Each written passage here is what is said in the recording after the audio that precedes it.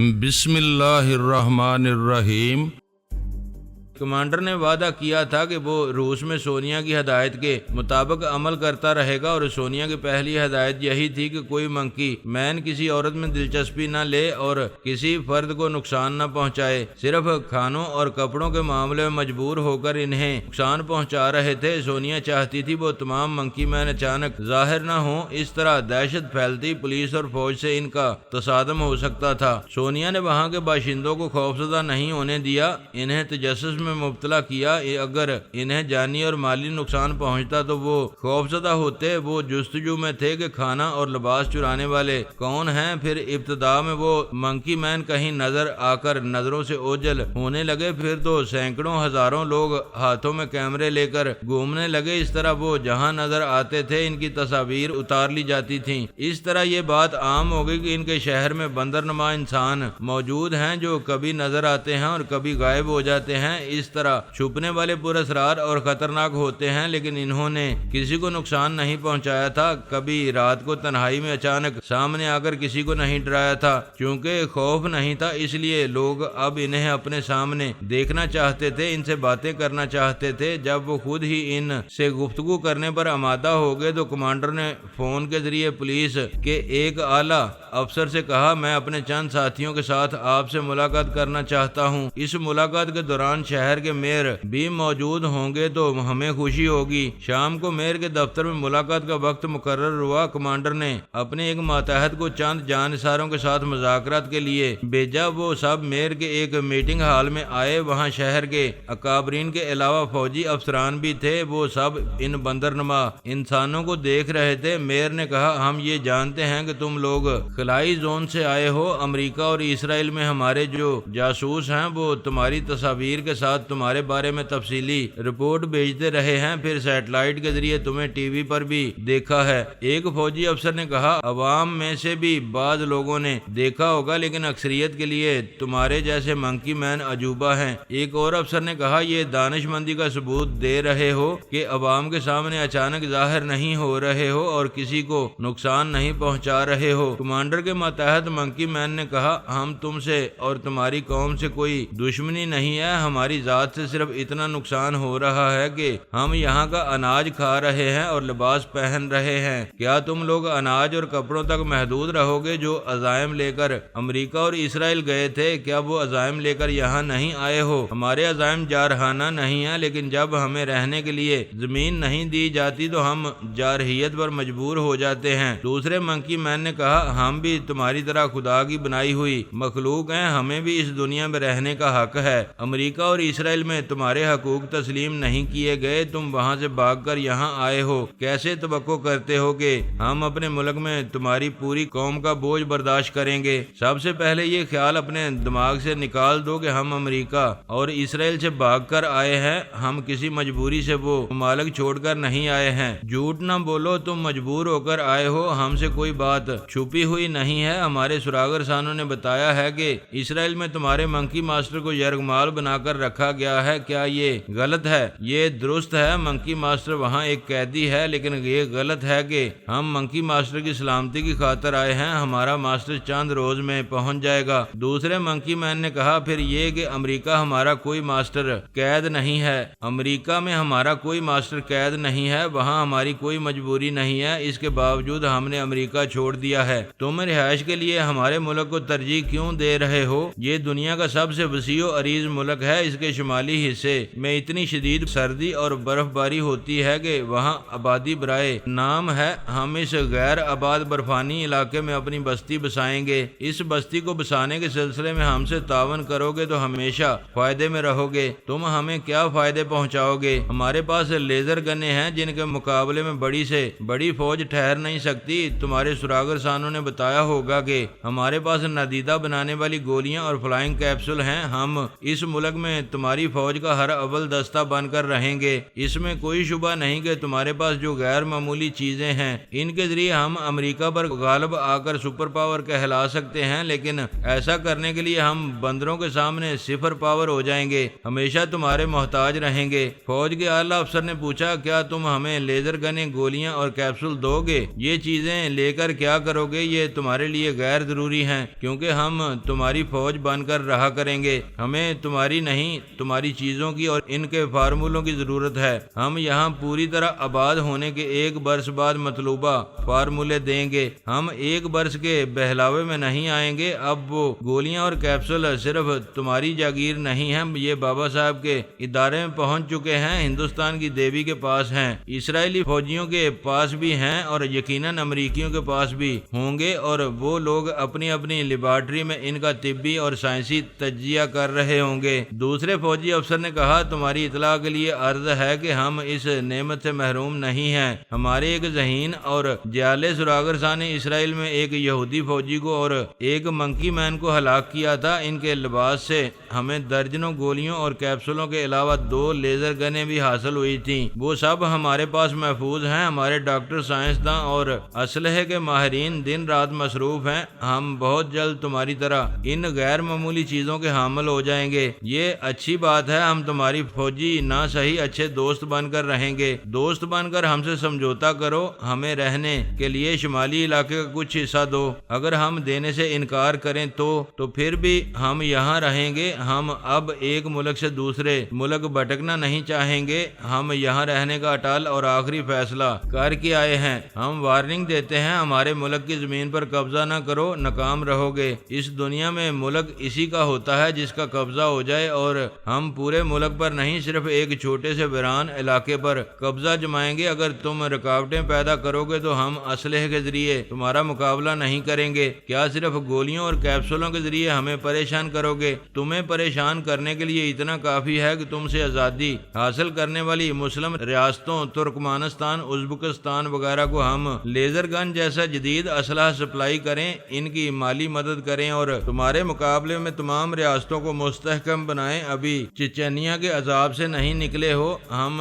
ایسے کئی چچینیاں تمہارے مقابلے میں پیدا کر دیں گے۔ انہیں چپ سی لگ گئی، وہ ایک دوسرے سے کچھ بولنے لگے۔ پھر ایک فوجی افسر نے پوچھا، تمہارا لیڈر کون ہے؟ کوئی تمہیں سرگوشی میں مشورہ دیتا ہے؟ کیونکہ بولنے کے دوران تم چپ ہو جاتے ہو، کچھ سنتے ہو پھر بولتے ہو۔ درست سمجھ رہے ہو، ہم مختلف ممالک کی سیاست کو ہر پہلو سے نہیں سمجھ سکتے، اس لیے تمہاری دنیا کی ایک میڈم مہربان ہماری رہنمائی کر رہی ہیں۔ یہ میڈم مہربان کون ہے؟ ہم پہلی بار یہ نام سن رہے ہیں۔ نام کو چھوڑو، کام کی باتیں کرو اور بتاؤ ہماری میڈم کیسی ذہانت سے چال چلتی ہیں۔ تم سے دشمنی ہوگی تو ہمارا ایک بھی منکی مین مارا نہیں جائے گا، تمہارے آس پاس کی ریاستیں ہی تمہارے لیے مصیبت بن جائیں گی۔ انہوں نے فوراً جواب نہیں دیا، پھر ایک دوسرے سے مشورے کرنے لگے۔ اس کے بعد ایک فوجی افسر نے کہا، ہم اس اہم معاملے پر تمہاری میڈم مہربان سے گفتگو کرنا چاہیں گے۔ ہمیں پتہ ہے وہ یہاں موجود ہے، تمہیں بار بار مشورے دے رہی ہے۔ وہ یہاں نمودار ہو جائے تو روبرو ہو سکے گی۔ سونیا نے کہا، آؤ کمانڈر، ہم ان کے روبرو ہو جائیں۔ وہ دونوں اس میٹنگ ہال میں نمودار ہو گئے۔ وہاں کے حکام اور فوج کے اعلیٰ افسران سونیا کو دیکھتے ہی چونک گئے، اٹھ کر کھڑے ہو گئے۔ سب ہی نے بیک وقت حیرانی سے کہا، میڈم آپ؟ ہاں میں ہوں ان کی میڈم مہربان۔ وہ اونچے پلیٹ فارم کی طرف بڑھنے لگی۔ اجلاس کی صدارت کرنے والے فوج کے اعلیٰ افسر نے اٹھ کر اپنی کرسی پیش کی۔ وہ کرسی پر آ کر بیٹھی، تالیاں بجانے کی آواز آنے لگی۔ تالیاں بجانے والے منکی مین ایک ایک کر کے حال میں نمودار ہونے لگے۔ روسی کابرین انہیں حیرانی اور پریشانی سے دیکھ رہے تھے۔ وہ مسلح منکی مین اتنے تھے کہ ان کی تالیوں سے حال گونجنے لگا تھا۔ سونیا نے ایک ہاتھ اٹھایا تو تالیاں بند ہو گئیں۔ وہ بولی، آپ حضرات نے میری آمد پر میری تعظیم کی، میرے لیے صدارت کی کرسی چھوڑ دی۔ یہ دیکھ کر تمام منکی جان نثار خوشی سے تالیاں بجاتے ہوئے نمودار ہو گئے ہیں، میں انہیں حکم دیتی ہوں یہ فی الحال نادیدہ رہیں۔ یہ حکم سنتے ہی وہ سب نادیدہ بن گئے۔ ایک فوجی افسر نے پوچھا، میڈم کیا امریکی اور اسرائیلی حکام جانتے ہیں کہ آپ ان کی لیڈر ہیں؟ ابھی نہیں جانتے، دراصل میں یہاں آ کر منکی ماسٹر کی عدم موجودگی میں ان کی رہنمائی کر رہی ہوں۔ آپ خلائی مخلوق کو یہاں قدم جمانے کا موقع کیوں دے رہی ہیں؟ پہلے میں نے موقع نہیں دیا تھا، پہلی بار امریکہ نے انہیں مشورہ دیا کہ وہ کسی اسلامی ملک پر قبضہ جمائیں۔ یہ اسرائیل گئے تو وہاں کے حکام نے بھی انہیں اسلامی ممالک پر قبضہ جمانے اور مسلمانوں پر حکومت کرنے کا راستہ دکھایا۔ دیوی کی بھی یہی کوشش تھی۔ بہرحال جنہوں نے بھی ہمارے خلاف کوششیں کی وہ منکی فوج کو اپنے اپنے ملک میں بھگت چکے ہیں اور آئندہ بھی بھگتنے والے ہیں۔ آپ انہیں ہمارے ملک میں کیوں لائی ہیں؟ انہیں اس دنیا میں کہیں تو رہنا ہی ہے۔ اس ملک کا شمالی علاقہ غیر آباد ہے، یہ وہاں دوست بن کر رہیں گے، تمہیں کوئی نقصان نہیں پہنچائیں گے۔ اس دنیا میں کئی ممالک ایسے ہیں جن کے کئی علاقے غیر آباد ہیں، آپ انہیں وہاں لے جا سکتی تھیں۔ وہ بولی، اگر یہ میری رہنمائی میں نہ آتے تو تم بھی انہیں اسلامی ممالک کا راستہ دکھاتے۔ تمہاری اسلام دشمنی ہم سے چھپی نہیں ہے، زیادہ بحث کرنے سے بہتر ہے فراخ دلی سے انہیں رہنے دو۔ میڈم آپ ہم سے کھلی دشمنی کر رہی ہیں، ماضی کی کوئی ایسی مثال دو جب ہم نے اور تم نے ایک دوسرے سے کھلی دشمنی نہ کی ہو۔ میری اس امن پسندی کا شکریہ ادا کرو کہ منکی فوج نے تمہارے کسی شہر کسی علاقے میں دہشت نہیں پھیلائی ہے، کسی ایک فرد کو بھی نقصان نہیں پہنچایا ہے، مگر ایسا کل سے ہو سکتا ہے اگر آج ان کے حق میں فیصلہ نہ ہوا۔ جب یہ جارحانہ عزائم لے کر آئے ہیں اور یہاں جبرن رہیں گے تو ہم کیا فیصلہ کریں گے؟ فیصلہ یہ کہ منکی مخلوق سے تعاون کرو، کل صبح ہی سے مکانوں کا جملہ تعمیری سامان پہنچانا شروع کرو۔ ایک شہر آباد کرنے کے لیے اپنے ماہرین اور کاریگروں کو بھیجو، وہاں ان کی ضروریات زندگی کا تمام سامان ہونا چاہیے۔ کمانڈر نے پوچھا، میڈم فی الحال ہماری رہائش کا کیا ہوگا؟ ابھی جس طرح چھپ چھپ کر رہ رہے ہو اسی طرح اور ایک ہفتہ رہو۔ اگر ایک ہفتے تک وہاں تمہاری ضروریات کا تمام سامان نہیں پہنچے گا اور عارضی رہائش کا انتظام نہیں ہوگا تو پھر اس شہر کے ہر گھر میں گھسنا اور رہنا شروع کر دو۔ فوج کے اعلیٰ افسر نے گھور کر بے بسی سے سونیا کو دیکھا۔ وہ نہیں چاہتا تھا کہ دوسری صبح شہر میں دہشت اور بد امنی پھیلے۔ اس نے وعدہ کیا کہ کل صبح ہی سے نئی بستی بسانے کا کام شروع ہو جائے گا اور وہاں اس حد تک سہولیات فراہم کر دی جائیں گی کہ منکی فوج آرام سے رہ سکے۔ سونیا کمانڈر وغیرہ کے ساتھ وہاں سے چلی آئی۔ اس نے کئی نادیدہ منکی جاسوس وہاں کے حکام اور فوج کے اعلیٰ افسران کے پیچھے لگا دیے تاکہ ان کی متوقع اور غیر متوقع سازشوں کا علم ہوتا رہے۔ دوسری صبح سے تمام تعمیری سامان مطلوبہ علاقے میں جانے لگا۔ رہائشی سہولیات جلد سے جلد فراہم کرنے کی کوشش ہونے لگی۔ اس ملک میں وہ ایسی پہلی ریاست قائم ہو رہی تھی جس کے قیام کے لیے خود روسی حکومت دن رات مصروف ہو گئی تھی۔ منکی مخلوق کی وہ ریاست ناپسندیدہ تھی، وہاں سازشیں کرنے اور ان کے اندرونی راز معلوم کرنے کے لیے جاسوسی لازمی تھی۔ اس بستی کو بسانے کے لیے جو ماہرین گئے تھے ان میں جاسوس بھی تھے۔ شہر آباد ہونے کے بعد وہ جاسوس ماہرین کی حیثیت سے وہیں رہنے والے تھے۔ جاسوسی کے معاملات میں عورتیں زیادہ کامیاب رہتی ہیں، یہ مرد کی تنہائی میں رہ کر اس کے پیٹ کے اندر سے راز اگلوا لیتی ہے، لہذا یہ طے پایا کہ اسے اس نئے شہر میں حسین اور جوان عورتوں کو بھیجا جائے گا۔ اس دوران منکی برادر اپنی مختصر سی فوج کے ساتھ وہاں چلا آیا۔ اس نے سونیا سے کہا، مجھے اس کامیابی کی خوشی ہے، ہمیں اپنی ریاست قائم کرنے کے لیے زمین مل گئی ہے، لیکن میڈم میرے ماسٹر بھائی کے بغیر یہ کامیابی ادھوری ہے۔ سونیا نے اسے تسلی دی، تمہیں مایوس نہیں ہونا چاہیے، منکی ماسٹر کو جلد ہی رہائی ملے گی اور وہ یہاں آ جائے گا۔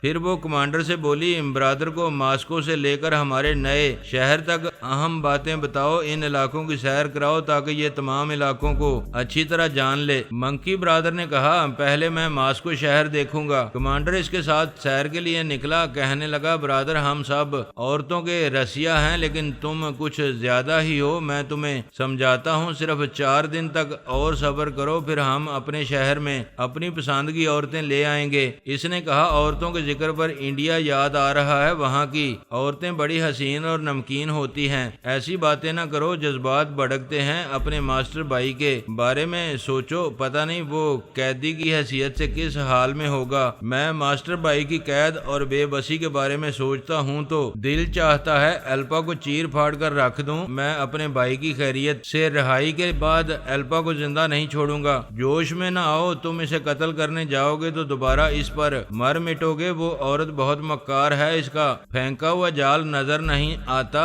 پھنسنے کے بعد جال کی گرفت کا پتہ چلتا ہے۔ وہ دونوں نادیدہ تھے، شہر کے راستوں اور بازاروں میں مردوں عورتوں کے درمیان سے گزر رہے تھے۔ کمانڈر نے تمام منکی مین کو عورتوں سے پرہیز کرنے کی تاکید کی تھی۔ ابھی منکی برادر کو یہی نصیحت کی تھی، لیکن وہ خود بڑی پارسائی کے بعد ایک حسینہ کو دیکھتے ہی ٹھٹک گیا۔ مرد خود کو قابو میں رکھے تو ہر عورت ایک عام سی عورت لگتی ہے، لیکن کبھی کوئی اچانک ایسی نظر آ جاتی ہے جس کے لیے دل بے قابو ہو جاتا ہے۔ منکی برادر نے پوچھا، یہ چلتے چلتے کیوں رک گئے ہو؟ آگے بڑھو۔ آگے کیا بڑھوں؟ اسے دیکھو جو اسکارف خرید رہی ہے، ہائے کتنی خوبصورت اور بھرپور ہے۔ منکی برادر نے ادھر دیکھا، واقعی اس عورت میں بڑی دلکشی تھی۔ وہ بھی اندر ہی اندر قربان ہونے لگا۔ منکی قوم میں یہ دست تھا کہ کسی عورت کو ایک منکی پسند کر لے تو دوسرے کا فرض ہوتا تھا کہ اس عورت کا خیال دل سے نکال دے۔ جو ایسا نہیں کرتا تھا، دوسرے کی عورت کو بری نیت سے دیکھتا تھا، اسے قتل کر دیا جاتا تھا۔ منکی برادر نے غصے سے کہا، کمانڈر اس عورت کا خیال دل میں نہ لاؤ، میں نے تم سے پہلے اسے دیکھا ہے اور تم سے پہلے اسے پسند کیا ہے۔ تم جھوٹ کہہ رہے ہو، پہلے میں نے پسند کا اظہار کیا ہے۔ پہلے میں نے اس لیے اظہار نہیں کیا کہ تم نے عورت سے دور رہنے کی نصیحت کی تھی، تم نے چلاکی دکھائی ہے، نصیحت کے ذریعے میری زبان بند کی اور خود بول پڑے۔ اپنا جھوٹ اور فریب اپنے پاس رکھو، اسے میں حاصل کروں گا۔ برادر، میں تمہاری طرح ہر عورت سے عشق نہیں کرتا، یہاں بہت عرصے کے بعد مجھے یہ پسند آئی ہے، اسے میرے لیے رہنے دو، تمہیں بہت مل جائیں گی۔ مجھے بہت نہیں چاہیے، یہی ایک چاہیے۔ تم اسے بری نیت سے دیکھو گے تو میں رواج کے مطابق تمہیں قتل کر دوں گا۔ کمانڈر کا سایہ تیزی سے آگے بڑھ کر اس حسینہ کے اندر سما گیا۔ منکی برادر نے اس کا پیچھا نہیں چھوڑا، وہ بھی اس حسینہ کے اندر آ کر بولا، کمانڈر اس حسینہ کے اندر سے نکل جاؤ۔ ہرگز نہیں، میں یہاں رہوں گا۔ تم جب بھی اس حسینہ کو حاصل کرنے کے لیے ٹھوس جسم میں نمودار ہوگے، میں تمہیں گولی مار دوں گا۔ وہ حسینہ اسکارف خریدنے کے بعد ایک بس میں بیٹھ کر اپنے گھر کی طرف جا رہی تھی۔ جب وہ گھر پہنچنے کے بعد اپنے مکان میں تنہا ہوگی تو کیا ہوگا؟ وہاں صرف منکی برادر کے پاس ہی نہیں، کمانڈر کے پاس بھی ایک پستول تھا۔ گولیاں دونوں طرف سے چلنے والی تھیں اور درمیان میں حسینہ تھی، یعنی وہ صرف دو نہیں، تیسری بھی گولی کی زد میں آ سکتی تھی۔ پتہ نہیں کس کی شامت آئی تھی، ایک کی شامت یا دو کی یا پھر تینوں کی۔ منکی ماسٹر کو ایسے تہہ خانے میں چھپا کر رکھا گیا تھا جہاں کوئی تلاش کرنے والا پہنچ نہیں سکتا تھا۔ کوئی زمین پر رہ کر چھپنا چاہے تو اسے ڈھونڈنا کچھ زیادہ مشکل نہیں ہوتا، لیکن زمین کی تہہ میں چھپے ہوئے شخص کو تلاش کرنا ممکن نہیں ہوتا۔ نادیدہ بنانے والی غیر معمولی گولیوں نے یہ مسئلہ آسان کر دیا تھا۔ جمیلہ اور ہیرو نادیدہ بن کر منکی ماسٹر کو تلاش کر رہے تھے، پھر باربرا بھی آ گئی تھی۔ وہ ایسے قید خانے اور عقوبت خانے میں گئے جہاں سیاسی قیدیوں اور مسلمان مجاہدین کو اذیتیں دی جاتی تھیں۔ ان دنوں اتفاق سے کوئی مسلمان قیدی نہیں تھا، اگر ہوتا تو اسے وہاں سے نکال لاتے۔ ہیرو صبح سے شام تک اس قید خانے میں رہا۔ شام کے وقت ایک شخص ایک ٹرے میں کھانا لے کر آیا، جبکہ اس کوٹڑی میں کوئی قیدی نہیں تھا۔ وہ ٹرے کے ساتھ کوٹڑی میں آیا، اس کے دروازے کو بند کرنے کے بعد ایک گوشے میں کھڑا ہو کر بولا، دروازہ کھولو۔ اس کی گردن سے ایک چھوٹا سا مائک لٹکا ہوا تھا، اس کے ذریعے کسی نے اس کی آواز سنی۔ تہہ خانے کا چور دروازہ ایک میکنزم کے تحت کھل گیا۔ وہ ٹرے لے کر سیڑھیاں اترتا ہوا نیچے جانے لگا۔ اس سے پہلے ہی ہیرو نے نیچے پہنچ کر دیکھا منکی ماسٹر زنجیروں سے بندھا ہوا تھا۔ وہاں کا فرش اور دیواریں گیلی تھیں، اسے پانی میں بیٹھنا اور سونا پڑتا تھا۔ وہ نڈال سا ہو کر زنجیروں کے سہارے گیلی دیوار سے لگا کھڑا تھا، اس کی آنکھیں بند تھیں اور سر ایک طرف ڈھلکا ہوا تھا۔ ہیرو نے اس کے قریب جا کر کان میں کہا، ماسٹر کیا تم ہوش میں ہو؟ ہاں، اس نے آنکھیں کھول کر ادھر ادھر دیکھتے ہوئے پوچھا کون ہے؟ میں تمہاری مدد کرنے آیا ہوں، نادیدہ ہوں، تم زبان سے نہ بولو۔ وہ دیکھو وہ کھانا لے کر آ رہا ہے، اسے شبہ ہو سکتا ہے، صرف سر ہلا کر ہاں یا نہ میں جواب دو۔ وہ ٹرے میں کھانا لے کر آ رہا تھا۔ ہیرو نے پوچھا کیا تم اتنی توانائی محسوس کرتے ہو کہ نادیدہ بن کر یہاں سے جا سکو؟ اس نے ہاں کے انداز میں سر ہلایا۔ ہیرو اس کھانا لانے والے کے پیچھے آ گیا۔ وہ فرش پر ٹرے رکھنے کے بعد جیسے ہی سیدھا کھڑا ہوا، ہیرو نے اس کی گردن دبوچ لی۔ گردن سے لٹکتے ہوئے مائک کو کھینچ کر اسے آف کر دیا، اس طرح تہہ خانے کی آواز باہر نہ جا سکتی تھی۔ ہیرو نمودار ہونے کے بعد یہ سب کچھ